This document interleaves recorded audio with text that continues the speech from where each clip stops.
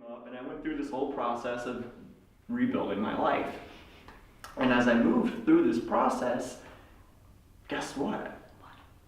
It just felt more meaningless and dead than it did the first time around.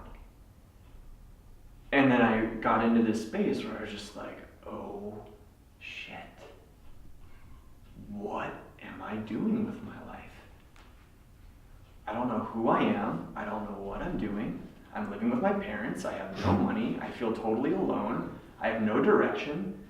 What am I doing? And I spiraled into one of the deepest depressions that I had ever known up to that point. And in order to keep myself from spiraling too far, I picked up painting. And because it was the only thing I knew to do that would kind of still my mind enough to get myself out of my mental chatter. And so I became obsessed. And I painted obsessively. And if you would walk in my room at that time, you would see my room was just covered in artwork. I mean, I was obsessed.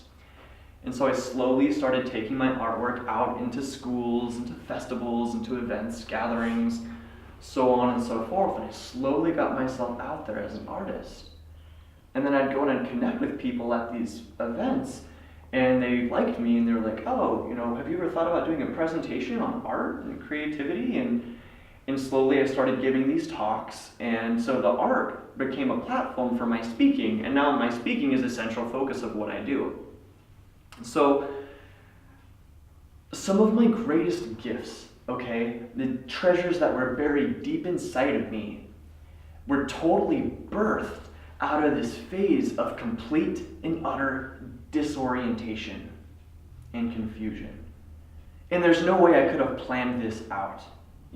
This whole process of my personal revelation has had virtually nothing to do with my own understanding. But it's had everything to do with my faith. And so I'm going to tell you that each and every single one of you has a treasure that inherently lies within you.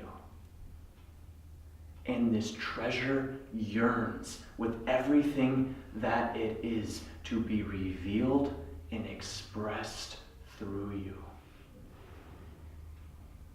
And in your own process of personal revelation,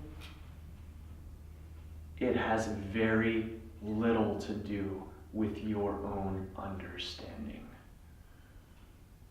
But it has everything to do with your faith.